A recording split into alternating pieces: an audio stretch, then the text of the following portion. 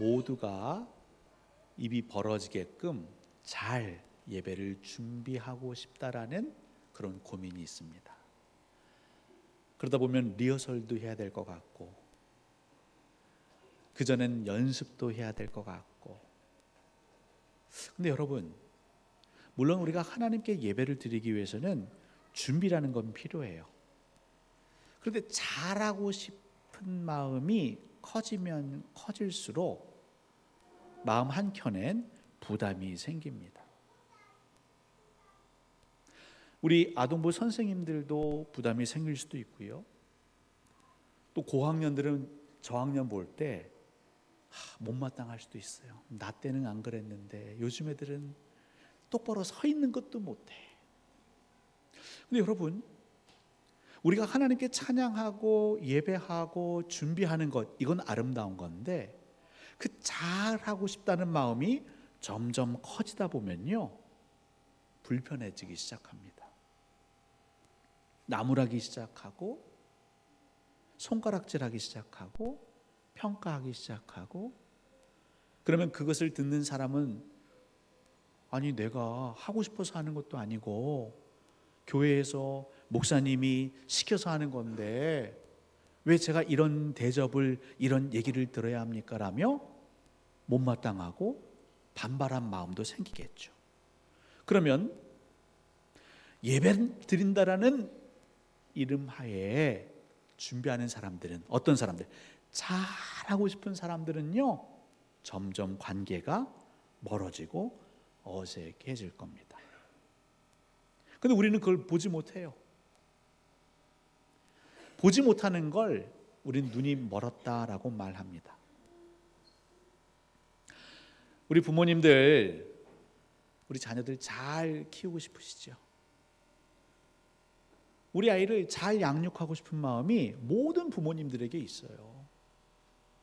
근데 잘 키우고 싶은 마음이 강하면 강할수록 때로는 자녀들이요, 불편해하기도 하고요, 어긋나기도 하고요. 그런 부모님의 마음을 아이들이 알아주지 못해서 부모는 서운하기도 하고요. 그 사이에 부모와 자식 사이의 관계는 멀어지고 단절되곤 합니다. 근데 그게 현재 진행형으로 계속 멀어지고 있는데도 보지 못하고 계속 잘 키우고 싶다는 이름으로 아이를 밀어붙이곤 합니다. 우리 자녀들도 어쨌든 잘 살고 싶지요. 공부를 잘하고 싶습니다. 공부를 잘해야 행복할 것 같거든요.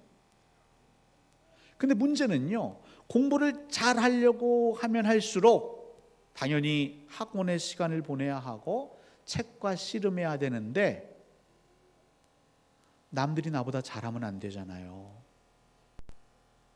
그래서 시기하기도 하고 질투하기도 하고, 공부를 잘하고 싶은 마음에 친구들과 함께 보낼 학창 시절은 경쟁으로 서로 시기하고 질투하는 시간으로 바뀌곤 합니다.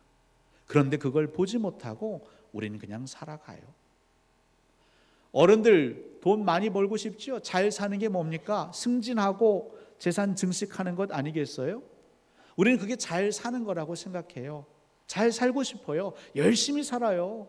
새벽에 나가서 새벽에 들어오세요. 그런데 문제는요, 그러는 사이에 나도 모르게 건강이 나빠지기도 하고요, 그러는 사이에 가족들과의 관계도 소원해지기도 합니다. 아니 저 양반이 한 주간 기도 주간 다녀오더니 무슨 이상한 얘기를 하나 싶으시겠지만 제 안에 그런 생각이 많았어요. 언제서부턴가 저는 저희 자녀들의 어린 시절 사진을 보면 향수에 빠져들어갑니다. 아유 귀여운 아이들. 그냥 지금 큰 애들을 다시 이렇게 줄여가지고 그 주머니에 넣어놓고 다니고 싶은 거죠. 근데 그럴 수는 없습니다. 목사가 돼서 물론 교회에서 일해야죠.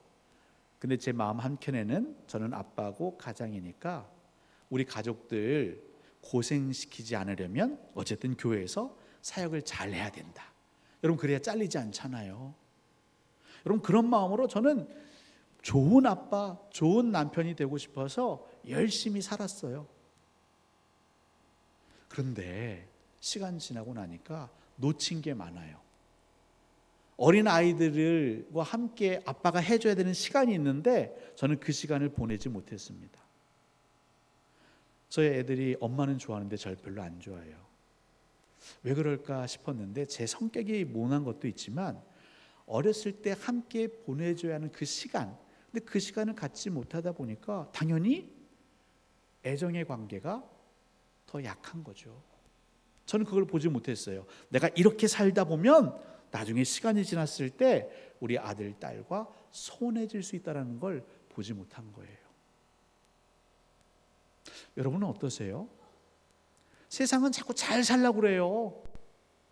근데 잘 사는 게 뭘까요? 가만히 보면 하나님이 우리를 향해서 잘 살라고 하시는 그 말씀을 듣는 게 아니라 내가 생각하기에, 우리 부모님이 생각하기에, 내 주변의 이웃들이 생각하기에, 친척들이 생각하기에 잘 사는 인생을 우리는 살아가고 있지는 않습니까? 그래서 열심히 살아요. 순종적으로 살아요. 그런데 중요한 걸 놓치고 살아요. 잊어버리고 살아요. 그리고 나중에 후회합니다. 성도 여러분, 저는 이 기도 주간을 통해서 하나님이 어떤 마음을 주셨냐면 우리 성도들이 저도 나중에 후회 안 했으면 좋겠다, 이런 마음을 주셨어요. 지금 있는 소중한 것을 여러분 놓치지 마세요. 오늘 우리가 살아가는 이 기쁨을 놓치지 마세요. 하나님은 우리를 향해서 1등 하라고 말씀하신 적 없습니다. 하나님은 우리를 향해서 부자가 되라고 말씀하신 적이 없어요.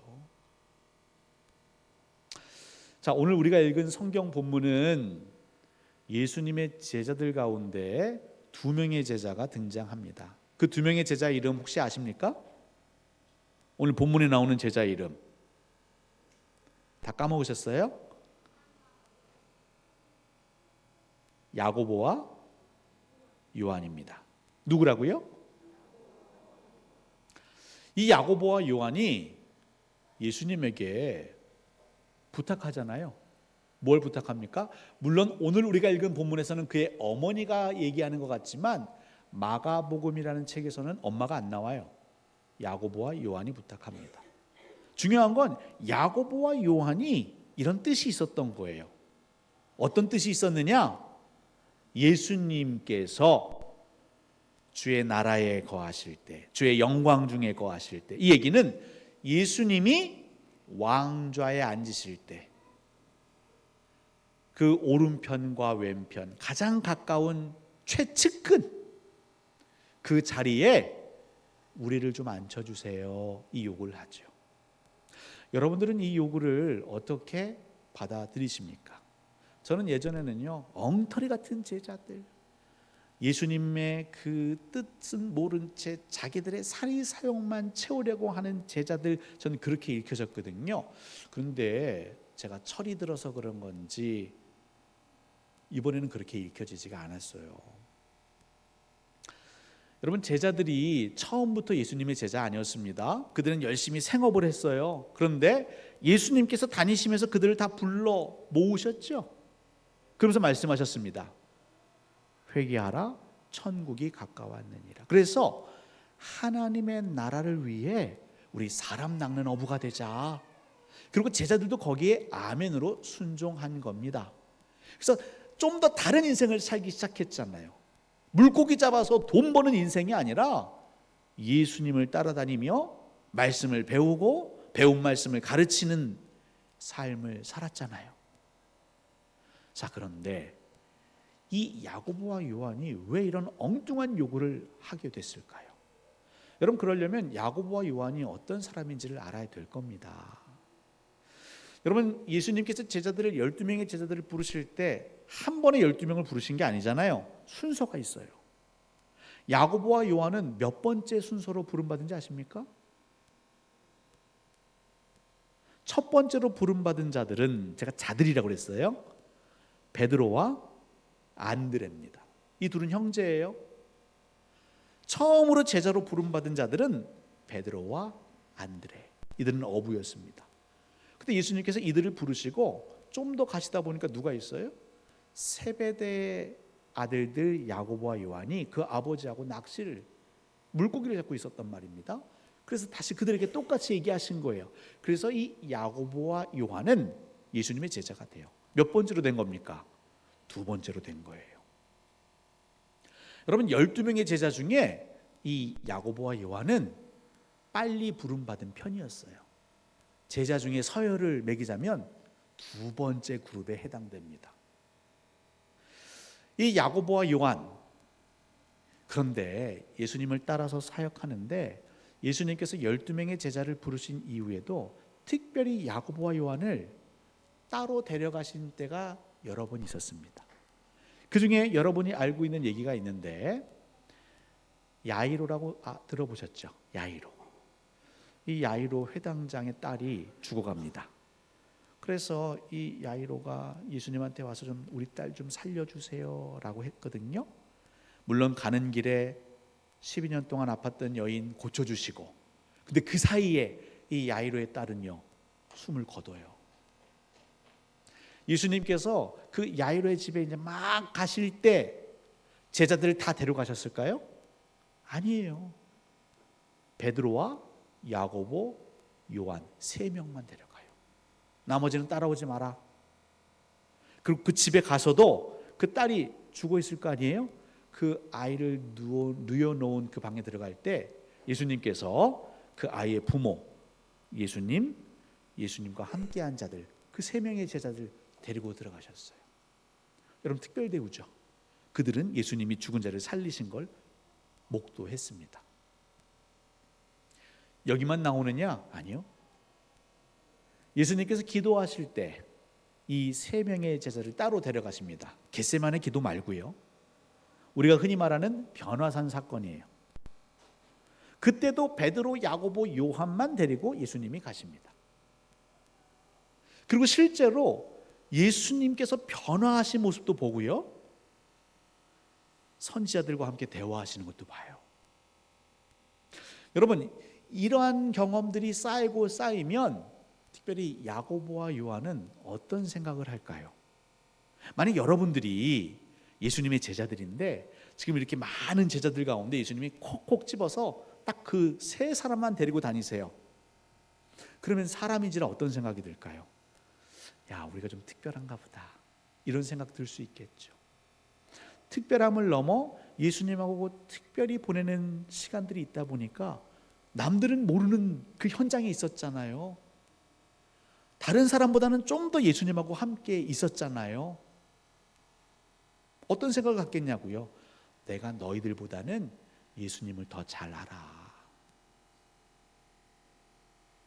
아무리 여러분들이 저하고 신앙생활을 같이 해도 제 아내보다는 여러분들이 저를 모르실 거 아니에요. 차이는 딱 하나예요. 여러분들이 저를 좋아하는 마음이 더 큰 건 알지만 제 아내는 저와 함께한 시간이 더 많아요. 여러분, 시간을 이길 수 있는 건 없어요. 이 야고보와 요한이 느끼기에 다른 누구보다 예수님을 내가 더 잘 알아라. 그리고 예수님을 내가 더 잘 도울 수 있어. 함께 사역한 특별한 순간들이 있었거든. 예수님께서 우리 백성들, 이 어려운 가운데 있는 이스라엘 백성들을 회복시키실 때 예수님 혼자 하실 수 없을 거 아니야. 누군가 그 일을 해야 한다면 누가 적임자일까요? 우리가 적임자야. 당신들도 제자로 부름받았지만 우린 좀 특별하잖아. 우리가 해야 잘할 수 있어. 여러분, 야고보와 요한 안에는 그런 마음이 점점 커졌던 것 같아요. 여러분, 그 마음 자체가 나쁜 걸까요? 저는 자연스러워 보입니다. 근데 아쉬운 게 하나 있었어요. 아쉬운 게, 예수님을 도와서 정말 예수님이 꿈꾸는 아름다운 하나님의 나라를 만들고 싶은 마음, 그 마음은 알겠는데, 그리고 이 일을 다른 누구보다도 내가 더 잘할 수 있다라는 그 생각, 그것도 인간적으로는 이해가 되는데 그들이 한 가지 크게 놓치고 있는 게 있었죠. 우리가 20절부터 읽었어요. 근데 여러분, 바로 그 위에 17, 18, 19절 세 절 한번 보세요. 어떤 내용이 기록되어 있습니까? 어떤 내용이 기록되어 있죠? 그 위에 제목이 하나 있잖아요. 죽음과 부활을 몇 번째로 얘기하셨다고요? 세 번째로. 예수님께서 제자들에게 인자가 예루살렘에 갈 때 대제사장들과 서기관들에게 잡혀가지고 이방인들의 손에 넘겨지고 그들로부터 조롱을 당하고 채찍을 맞고 십자가에 달려 돌아갈 것이다. 그리고 3일 뒤에 살아날 것이다 라는 예언을 하셨는데 이게 처음이 아니에요. 몇 번이나 하셨다고요? 3번이나 하셨어요. 그런데 이 제자들은요, 특히 야고보와 요한은 누구보다 예수님을 잘 안다라는, 누구보다 예수님과 호흡을 맞춰서 예수님을 잘 도울 수 있을 거라고 자신만만해했던 이 야고보와 요한은 예수님께서 이 예언을 하자마자 이런 얘기를 해요. 여러분 앞뒤가 안 맞잖아요. 여러분 예루살렘 성에 들어가는 순간 예수님 잡힌다고 예언하셨어요. 나는 십자가에 달린다고 얘기하셨어요. 내가 왕좌에 앉는 게 아니라 십자가에 달릴 거라고 얘기하셨어요. 그런데 이들은 예수님의 오른편, 예수님의 왼편 우리에게 주세요 이 얘기를 하고 있다고요. 지금 야고보와 요한이 제가 예수님의 십자가 달리실 때 오른편에 그 십자가 왼편에 달릴게요 이걸 얘기하는 게 아니잖아요. 눈치가 빠르신 분은 이제 알아차리시겠지만 동상이몽이라고 합니까? 이 야고보 요한은 누구보다 예수님께 헌신했고 많은 것을 내려놨고 3년을 예수님과 함께 동행하며 순종했고 무엇보다 특별히 부름받아서 변화산 사건도 경험하고 야이로의 딸이 살아나는 것도 특별히 이들은 경험합니다. 그래 내가 예수님을 제일 잘 알아. 예수님을 내가 제일 잘 도울 수 있어. 근데 정작 그들은 내가 예수님을 잘 도울 수 있다라는 생각에 사로잡힌 나머지 그들은 제일 중요한 걸 놓쳐버려요. 무엇을 놓칩니까? 예수님의 말씀을 놓쳐버렸어요. 난 죽을 것이다. 그리고 부활할 것이다. 이 얘기를 놓쳐요. 눈이 멀어버린 거예요. 여러분 우리가 제일 안타까운 게 뭔지 아십니까? 신앙생활을 잘하고 싶어요. 여러분 신앙생활 잘하는 게 뭡니까? 목사 말 잘 듣는 게 신앙생활 잘하는 걸까요? 교회에 충성하는 게 신앙생활 잘하는 걸까요? 물론 큰 의미에서는 맞는데요. 우리가 보통 신앙생활 잘하고 싶다라는 그 얘기는 무엇을 뜻하는 건지 한번 생각해 보시면 좋겠어요. 저는 목사니까 목사 얘기를 좀 해볼게요. 그래도 한국교회 성도님들을 목사를 참 사랑하고 아껴주시고 존중해 주시는 것 알고 있습니다. 그래서 목사들이 보통 이제 목회를 잘해야지 이런 생각을 해요. 신학교에 간 후부터 그래 목회를 잘하려면 열심히 책도 읽고 성경도 읽고 사역도 배우고. 근데 여러분 목회를 잘하는 게 뭘까요? 여러분은 어떤 목사를 보고 목회를 잘한다고 생각하십니까? 여러분 저는 어떻게 생각했냐면요, 어려운 교회가 있다면 어려운 문제를 해결하는 게 목회를 잘한다고 생각했어요. 작은 교회가 있다면 교회를 키우는 게 목회를 잘하는 거라고 생각했어요. 틀린 얘기는 아닌 것 같죠? 그렇지 않습니까? 많은 한국교회 목사님들이 목회를 잘하고 싶어 하셨고 실제로 거기에 집중했어요. 희생도 하고 헌신도 했습니다. 모든 목사는 아니지만 그런데 부작용들이 일어나기 시작했죠. 어떤 부작용입니까? 여러분 교회는 누구 거예요? 여러분 교회는 하나님의 것임을 믿으십니까? 여러분 목사라고 예외가 될 수 없어요. 교회는 하나님의 교회입니다. 교회의 머리는 예수 그리스도이십니다.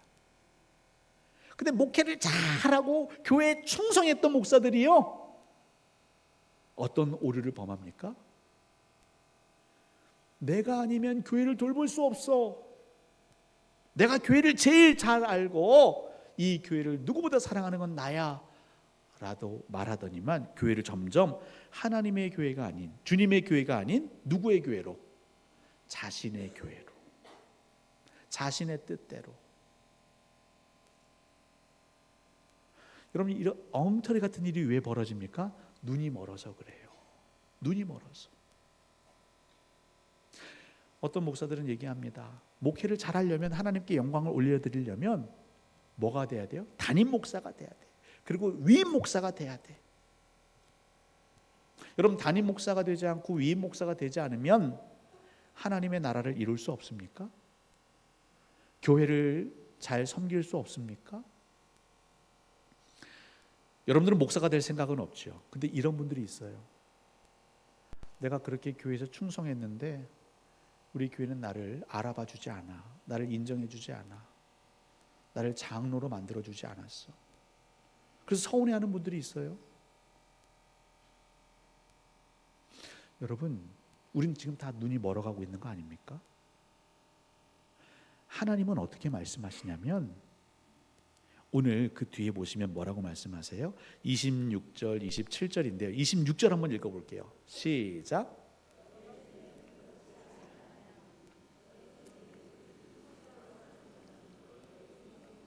거기까지요. 너희는 그렇지 않아야 하나니. 그럼 그렇지 않아야 한다는 그 앞의 내용이에요. 보통 이방의 집권자들, 고관들 얘기가 나왔어요. 세상 사람들은요, 하나님을 알지 못하는 사람들은요, 이렇게 얘기해요. 내가 영향력을 행사하려면, 세상을 바꾸려면, 회사를 바꾸려면 사장이 돼야 돼, 부장이 돼야 돼, 이사가 돼야 돼, 높은 자리에 올라가야 돼, 대통령이 돼야 되고 국회의원이 돼야 되고, 그 나름 어떤 조직의 꼭대기에 올라가면 좋아질 거야, 바꿀 수 있어라고 말합니다. 그리고 그 자리에 올라가려고 모든 힘과 에너지를 다 쏟아부어요. 근데 막상 올라가면 어떻게 됩니까? 올라가는 사이에 눈이 멀어가지고 나는 나라를 위해서 한다고 하는데 부정부패를 저지르기도 해요. 담임 목사들 그렇게 교회를 위해서 헌신했다고 하는데 마지막에 교회를 내 소유인 것인 양 쥐락펴락해요. 성도들은 아닙니까? 정말 하나님의 나라를 위해 헌신하는 것입니까? 아니면 이게 장로가 계급도 아닌데 그 꼭대기에, 성도로서 올라갈 수 있는 꼭대기, 장로의 자리에 올라가고 싶다고 그리고 올라가서 어떻게 합니까? 교회를 쥐락펴락하는 이들이 실제로 존재합니다. 너희는 그렇지 않아야 한다. 물론 우리가 성실하게 살면서 마치 요셉이 애굽의 총리가 되듯 하나님께서 올리실 수는 있어요. 하지만 여러분, 요셉은 총리가 되려고 살지 않았습니다. 꼭 기억하십시오. 여러분, 에스더는요, 왕후가 되려고 수단과 방법을 가린 게 아니에요. 하나님이 세우신 겁니다. 우리는요, 지금 여러분의 생명과 여러분의 시간과 여러분의 자원을 지금 있는 자리에서 잘 누리며 사시면 돼요. 근데 우리는 그건 나중이에요. 성도를 사랑하고 위로하는 것 나중에, 아이들과 시간을 보내주는 것 나중에. 언제요? 좀 먹고 살만해지면, 일터에서 자리 좀 잡으면, 사업체가 안정되면, 교회가 편안해지면 우리 그때 선교해요. 교회 재정이 이제 빚도 없고 좀 넉넉하면 우리 그때 지역사회를 위해 일해요. 그리고 지금은 야, 우리가 좀 단단해져야지, 커져야지, 나아져야지. 그리고 그것을 위해서 맹목적으로 달려갑니다. 문제는 달려가는 사이에 눈이 멀어요. 우리 주님 말씀하시는 게 들리지 않아요. 그리고 엉뚱한 요구를 하게 되는 것이죠. 저는 우리 성도님들이 지금을 사셨으면 좋겠어요. 저 역시도 마찬가지죠. 우리 교회 성도들이 좀 더 많아지면 그때는 이런 사역도 하고 저런 사역도 하고, 우리 교회 재정이 좀 많아지면 이런 일도 저런 일도 해보고. 아니요. 지금 우리가 있는 자리에서 할 수 있는 것, 그걸 하는 걸 하나님은 잘하고 있다라고 얘기합니다.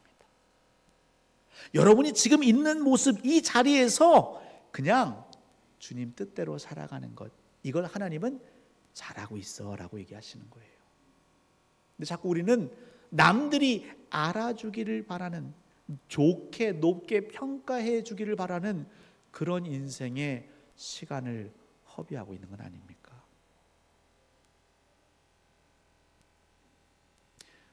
이 아름다운 자녀들, 교회에 나와주는 것만으로도 잘하고 있는 거예요. 아까 앞에 섰을 때 전 뒤 얼굴을 못 봤어요. 뒤에만 봤는데 어떤 친구는 못마땅한 것 같았어요. 저를 잘한 거예요. 싫지요. 잘 알지도 못하는 분들 앞에 서는 게 얼마나 싫어요. 또 섰잖아요. 잘하고 있는 거예요. 근데 어른들 보기에 밝게 웃으면서 입도 빵긋빵긋 부르는 찬양하게 하려고 매주 연습시켜 보세요. 애들은 마음은 무거워질 거예요. 성도 여러분, 우리 있는 그대로를 누렸으면 좋겠어요. 우리가 섬기면서 남의 종의 상태에서 종으로 살면서도 하나님은 그것을 통하여 하나님의 나라를 이루실 수 있어요. 그분이 하나님이세요. 여러분들이 다 1인자, 최고 권위자가 되지 않고 여러분들이 남들이 알아주지 않는 무명인의 삶을 산다 할지라도, 우리 광주동산교회가 어디에 있는지 사람들이 모른다 할지라도 우리가 이 자리에서 주 뜻대로 살려고 한다면 하나님은 우리들의 그 작은 티끌 같은 세상이 알아주지 않는 그 헌신을 통해 하나님의 나라를 이루실 수 있어요. 그분이 하나님이세요. 여러분 제발 착각하지 마세요. 오병이어로 그 떡 작은 5덩어리와 물고기 2마리로도 5,000명을 먹이고도 남으시는 분이 하나님이세요. 세상이 알아주는 교회가 되려고 하지 마시고, 여러분 주변 사람들이 나를 막 알아주는 그런 인생 되려고 하지 마시고요, 하나님 앞에서 정직한 인생을 사시기를 우리 주님은 요청하고 계십니다. 우리 제자들, 이 야고보와 요한이 범했던 실수, 우리 주님은 계속 나는 죽을 것이고 부활할 것이다. 근데 그 얘기는 보지도 듣지도 못한 채 장님이 되어가고 있어요. 저만 옆에 세워주시면 제가 뭐든지 다 할게요. 그래서 높아지려고만 한다면 우리도 나중에 후회하게 되지 않을까요? 성도 여러분, 참 우리 교회는 그런 의미에서 아주 아름다운 교회입니다. 우리 성도님들 서로 위로하시고 격려하시고, 우리 자녀들도 부모님을 따라 교회에 나오는 것, 이것만으로도 감사한 것입니다. 우리가 이것을 감사로 여기고 하나님 앞에 엎드린다면 하나님은 또 다른 복을 예비하시고 우리에게 주실 줄 믿습니다. 성도 여러분, 너무 잘 살려고 하지 마세요. 지금 잘 살고 계세요. 하나님 보시기에 잘 살면 그게 복된 인생 아닙니까?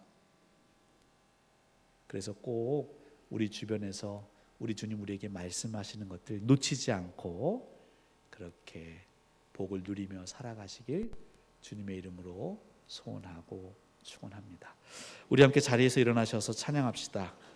함께 지어져 가네.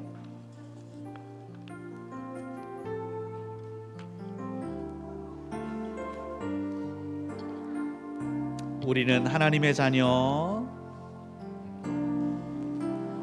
우리는 하나님의 자녀, 주 사랑 안에 우리 거할 때 주님 나를 사랑하시네.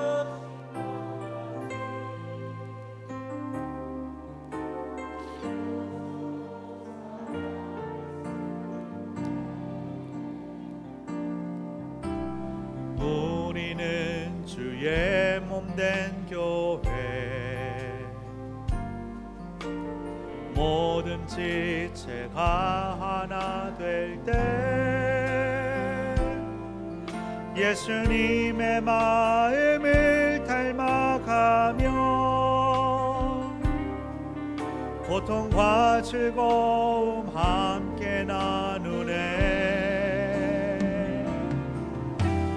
하나님 안에서 우리 서로 이어져 주가 거하실 성전이 되네. 모퉁이 돌 대신 예수와 하나 되게 하신 성령 안에 함께. 우리 한 번 더 찬양합니다. 우리는 하나님의 자녀, 우리는 하나님의 자녀,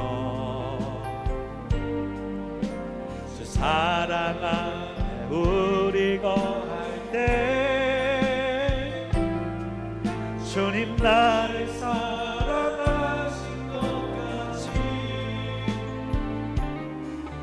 우리도 서로 사랑할 수 있네. 우리는 주의 몸된 교회, 뭐든지 제가 하나 될 때 예수님의 마음을 닮아가며 고통과 즐거움 함께 나누네. 하나님 안에서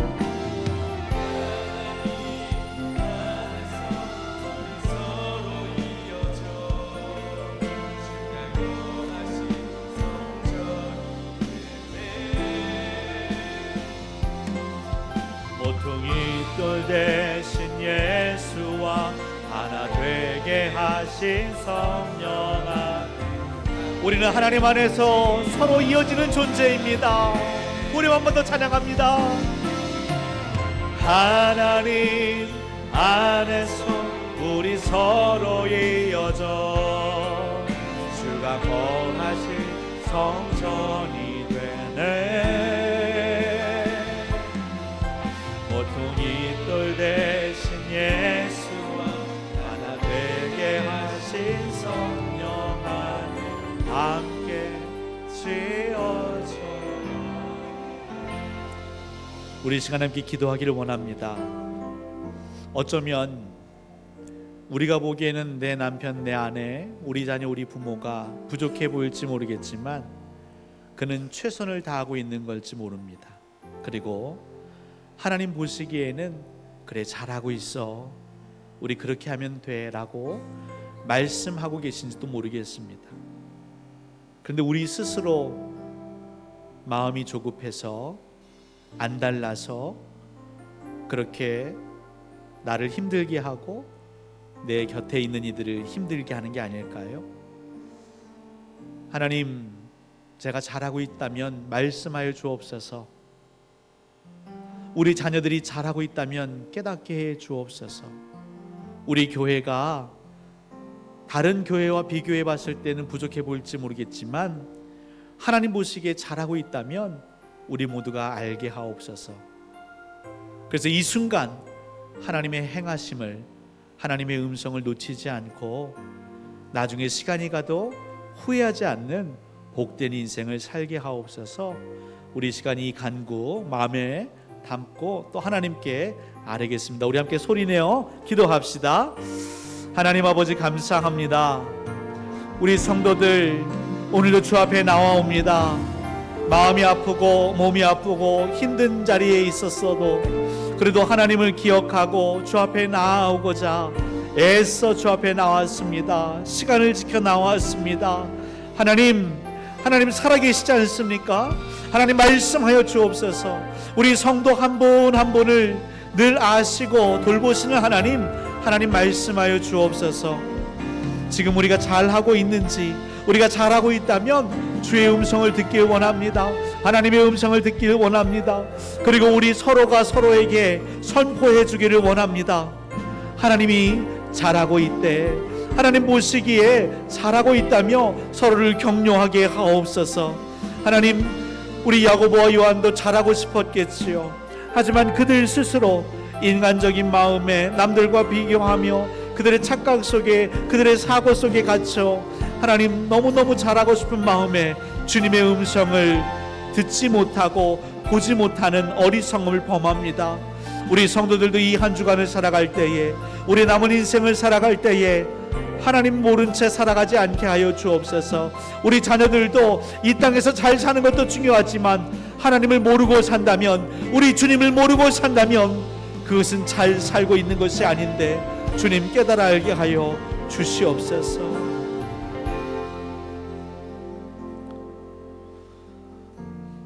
하나님, 우리는 예수님을 믿습니다. 교회를 다닙니다. 하지만 세상에서 더 많은 시간을 보내서야 했을까요? 막연하게 잘 살고 싶은 마음에 나도 모르는 사이에 주님을 잊어갑니다. 멀어져 갑니다. 공부를 잘하고 돈을 잘 벌고 세상에서 높은 지에 올라 인기를 구가한들 예수님을 알지 못한다면 그 심판대 앞에 섰을 때 우리는 부끄러울 것이고 우리는 영생 복락을 누리지 못하게 될 것입니다. 하나님, 예배하는 우리 부모 세대에게 먼저 복을 주시어 지금 충분히 잘 살고 있기에 불만족과 그런 욕구들, 원망들은 내려놓고 지금 함께하는 가족들과 동료들과 기쁨을 누리는 지혜를 더하여 주시옵소서. 특별히 우리 자녀들을 향하여 축복하게 하시고 우리가 모르는 자리에서 누구보다 힘들게 몸부림치고 있을 자녀들을 위로하고 격려하는 우리 부모 세대가 되게 하옵소서.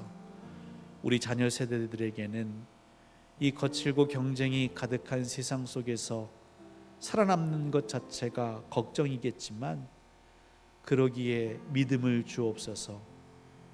내 힘으로는 부족하고 우리 부모가 날 뒷바라지해 줄 힘도 약한 것 같지만 하나님은 천지를, 우주 만물을 지으셨고 그 하나님이 나의 아버지 되심을 믿게 하옵소서.